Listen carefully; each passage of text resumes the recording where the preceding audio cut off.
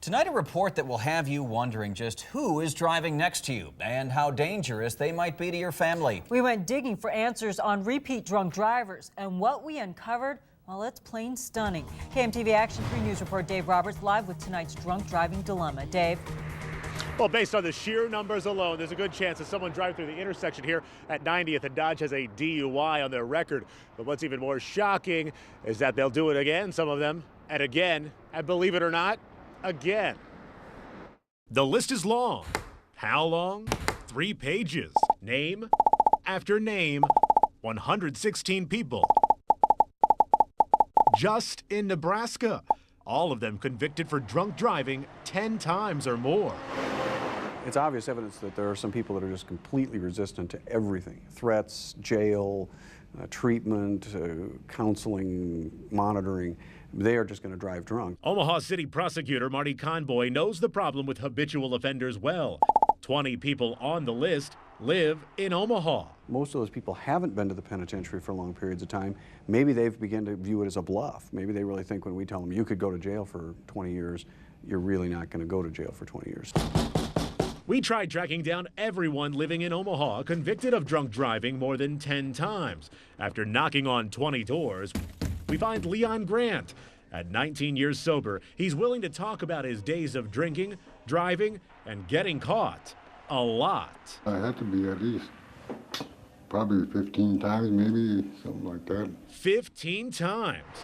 Grant stopped drinking in 1991 and now counsels other alcoholics who drink and drive. It took me a long time because I was young and I had chances to change before then. I wanted to, but I just couldn't do it. Was it that last time in prison where you had the wake-up call and you said, time to change something, or was it during I just got tired of going in and out of jail when I was drinking and, drinking and using drugs, just got tired of it. For some alcoholics, 10 DUI arrests isn't enough to make a lifestyle change. It's likely because the punishment doesn't scare them. After 4 drunk driving convictions, when a judge can sentence habitual offenders to prison, they rarely do. If they're not afraid of going to the penitentiary, what are we going to threaten them? After 4 convictions, a judge can send a drunk driver to prison for a long time. Once you hit 5th and beyond, it's 50 years.